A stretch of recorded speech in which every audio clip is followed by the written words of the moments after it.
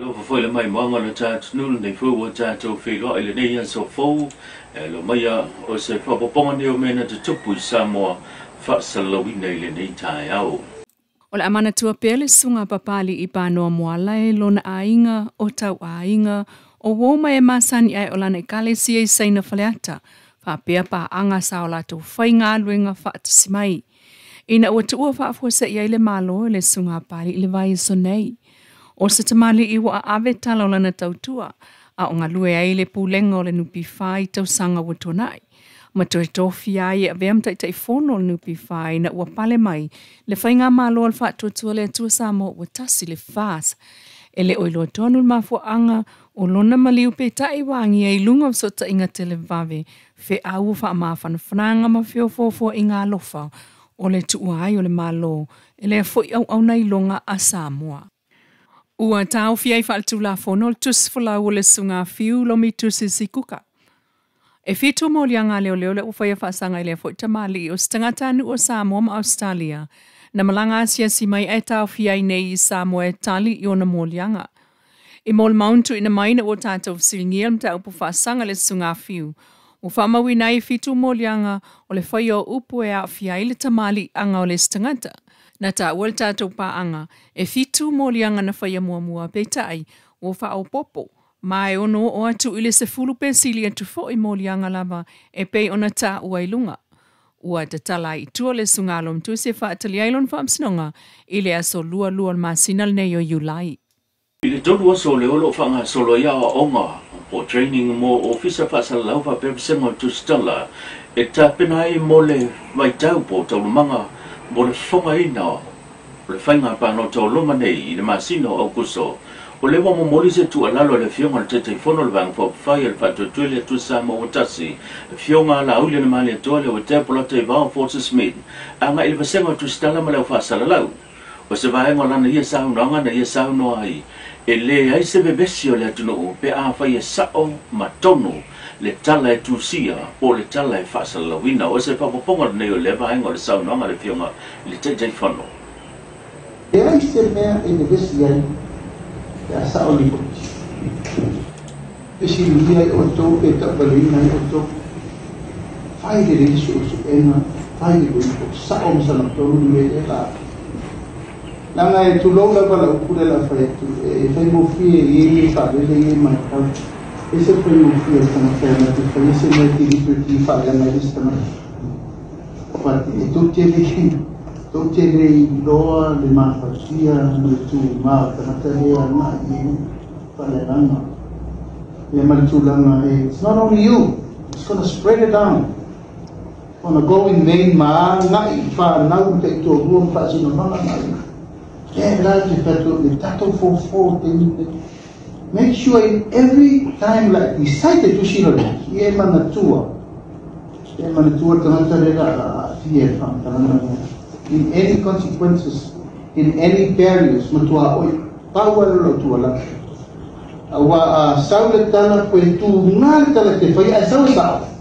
te la pasen. Ai saule tala tu nga ai se.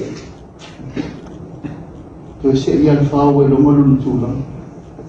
Ai pelo fai o tato tu sao ro tala apo. Masal watu tato wa moso oina sesia internet o lang ai tala na ese seme tal fala ai to tala muni ba tala muni na deta ti anta che na tu lalo ale fa ya na yo to wa au the area of the pain but there are consequences causes che tal sama na di poti ta tu tala sa pa mauni sama tonu to vi la pepa la SF hoy siempre tanto le fue tu sí. Hello. Inisio tanto tala o fa ilo se fina malo fa no.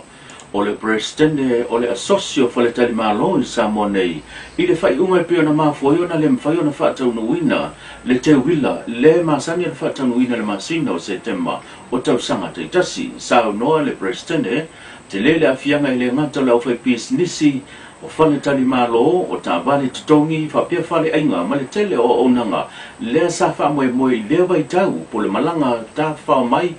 o le malu le atunu mai atunu mau fa pe fo itu risi la to te moli mawina ta pe nanga o le te wila o se fa poponga le nei o le finanga lo le president o le sosi o fale tali malo i te tono le atunu.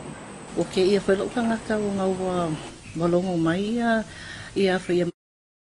i le kai o le skonga i po si la fia o cancel le te wila ia mala o kari akua ia e kukusa lava le lo ko wiloa i le mea ko wiloa ai wa cancel ai ia e po lava se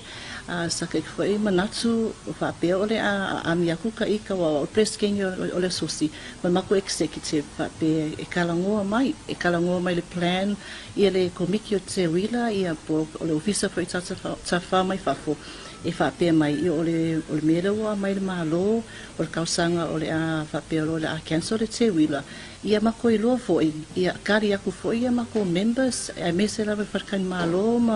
ma pisingi si ka vale rental ole o afia fo ila ia la booking si le cancellation wa ka mai ole kasi a complain mai mako industry fa afia ile loss of revenue o why fork out singa de la ko loss of revenue because on me ka wanga ia o mako le sha o mako lava purpose o mako swangi mako members ai fenga ka lava le koinga complain ale la mai foi la ia mako po wai la fork out singa le kupe la le maua kalu wai le la ko customers po la ko guest ia wa cancel mai ia wai ele sure lava de se kupe al malo gaming e wa ka ko le wa hold the budget ia ma me umai e fenga ka lava langa na kali a ple manga o mako industry pa mai fa pena o le complain ya mako mai le fam sinonga ma walunga e se fulu ma le fa tau sanga o le se fulu ma le fa ma sina le o fa sala le fa pui le li o alesana koresa o mai le fia o ngasi umo ina o fa ma o nia mo dia ngole ave ta vale fa tamala le o ma fuai le maliu mai ave ta vale matautia le o pe fano ai le soifua o se isi tangata e ono tau sanga le matua se tene titi na maliu i le whalavelave a o anga ia tu le tu uai le a onga o tau whai kolosia le isi tu a wala i le aso tono le masina o manti lua tolu i wha mau maunga le wha msnonga o lena wha foia i le o Alessandra sa Pick Highlands na malanga antu anga i si umbu anga i muriwai sa whata lena tu lai mai ai le whalavelave e tolu tau sanga sa amata ile fu le famsnonga petai ne to se ni so masino ono tu le le vave yo ina le molianga i fonga po le fatu senga ma pe so sonia tu le lau awa po to sa ningo le teni titi le na to ai le se fulu ma le fama sina e no fo sala ile fale pui a do ai ma le se fulu valu masina e tapu ai ona ia toi umia se lai sene aveta vale male tatou tala muli ua whailoa sa finangalo se taso whai whatoanga e soa whaia lalo fala manawa mai le whioanga sa tu fia sa tu paitea i le motu tele sa la whai o loo tele tupe o loo tanu i lalo le parpala i se whaataltana noanga ma le sunga lalo fala na ia ta ua ai sa tele taimi na ia mo mia i le seleni se taimi titi fo isa ia whaatalitali ai le fua mai o ana ngā ruenga i le taimi o tau whaatalitali le ma le tūlanga ato toa le maumanga se o oina tu ina tu i maketi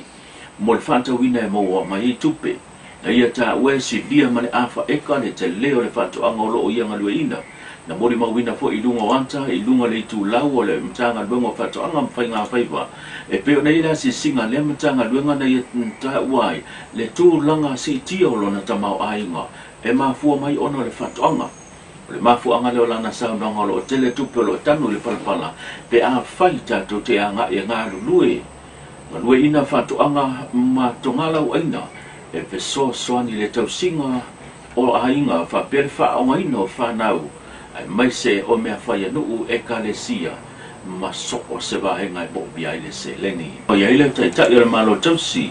le fionga fia mena omi mata afa leo i luma nei o le whamsnonga e mafua le whaonga ina leo ni tusi folau na whaatino mai le official fe malanga inga Samoa po le Samoa Immigration leo whaonga ina inisio le atunu e whaatino ai alato restala o se whapoponga nei le saunonga le fionga fia mena omi mata afa luani mata upo ngaonga ua atu i le whamasinonga. E a fia, e a fua, oni soli ngā tū la fono ua whaafolinga ai se tangata, ma ua tuina atu ai ni whaamaumaunga se e tai se ina ai le ofisa o whainga pālota, pe ana le matala i le tūlanga whapea. O le whaonga o pepa whaamaunia, ma whaamatalanga tō tino, a seisi tangata, e pei o le tusi folau, e tau mawhai e lista lai le isi tangata. O ni whainga la fono, e tusa ma le whaavae, e le o tala whea ngai, ma le uti o le taimi whaatūlanga ina, mo le pālota o lo mane. E pei o le mele i tusi folau, e pei e whai asina foile ma ale ma tunga, ona foile le wa afia ile o le ofisa foile o whemalanga ingai i le tūlanga le o le whai o tusi folau. Ia, nā foi tau si le fio tusi folau whanangulango i whanau ma isi me o mwhapena. Tau lunga tātou pukalame o tau tonga e peo na tātou mafutai aso te jasi tuli tau maile aso atai au o se si whapoponga soifua.